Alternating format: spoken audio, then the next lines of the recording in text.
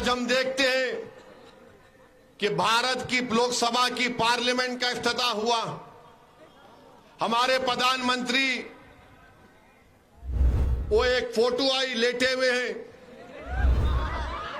फिर एक टीवी पर मैं देखा कि लोकसभा के अंदर प्रधानमंत्री जा रहे और उनके पीछे कम से कम 18 से 20 हमारे हिंदू भाइयों के मजहब के पुजारी मंत्र पढ़ते हुए जा रहे हैं। प्रधानमंत्री, मुझे देखकर बड़ा ताज्जुब हुआ कि आपके दिल में ये जगह क्यों नहीं पैदा हुई कि जब हिंदू पुजारियों को लेकर मैं जा रहा हूं लोकसभा के अंदर, तो उसमें ईसाई पादरी भी होना चाहिए था, उसमें सिखों के मजहबी रहनुमा को भी होना चाहिए था, उसमें मुसलमानों के कोई एक मौलाना को भी होना चाहिए था। अरे यही तो भारत की खूबसूरती है। वजीर आजम, इस देश का मजहब एक नहीं है, भारत का एक मजहब नहीं है, भारत किसी मजहब को मानता भी नहीं है, भारत पूरे मजहबों को मानता है। इंडिया का कोई रिलीजन नहीं है, इंडिया सब रिलीजन को मानता है। अगर कोई रिलीजन को नहीं मानता, इंडिया उसको भी मानता है। मगर अफसोस हुआ देश के प्रधानमंत्री, आप सिर्फ एक ही मजहब के लोगों को लेकर गए लोकसभा में। काश आपका दिल बड़ा होता तो उसमें ईसाई, सिख, मुसलमान और जैन लोग भी अंदर होते, बाहर हुआ। मगर लोग बोलते हैं, अब बोलेंगे नहीं बाहर नहीं हुआ, उस सूर्य रहमान का सूरा नहीं पढ़े। अरे भाई, अंदर भी पढ़ना था,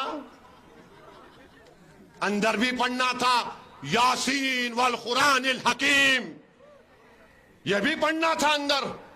मगर प्रधानमंत्री सिर्फ अपने साथ इन्हीं लोगों को लेकर गए। वो लोकसभा का नया इफ्तिताह नहीं दिख रहा था, ऐसा दिख रहा था कि कोई दिल्ली के सुल्तान की ताजपोशी हो रही है। अफसोस हुआ, पार्लियामेंट की जरूरत है, पार्लियामेंट बनना चाहिए। मगर ये क्या हुआ है? क्या ये भारत का सेकुलरिज्म है? क्या ये सत्यमेव जयते है?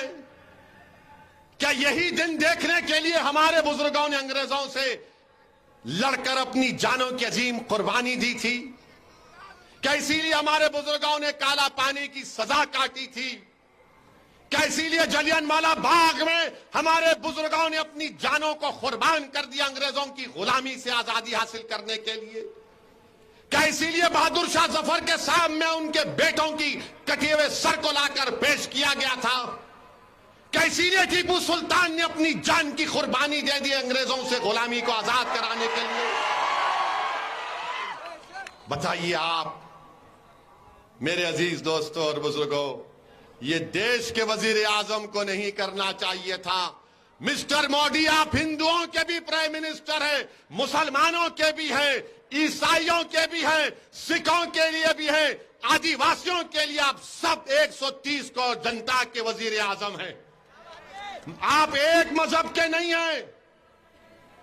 तो लोग अब कल से बोलेंगे वैसी तेरा मजहब कौन सा है? अरे दीवाने, मैं प्राइम मिनिस्टर ऑफ इंडिया की बात कर रहा हूं, मैं प्रधानमंत्री की बात कर रहा हूं, मैं वजीर आजम हिंद की बात कर रहा हूं। मेरी बात तुम जब करोगे, जब कोई मैं ओहदे पर आऊंगा। मगर इंशाअल्लाह ताला जब तक अल्लाह मुझे जिंदा रखेगा, जब तक आपकी दुआएं, आपका साथ रहेगा, असदुद्दीन ओवैसी जहां ठहरा है वहीं ठहरेगा। मेरी अगर ये फकीरी है तो मुझे अपनी फकीरी पर नाज है।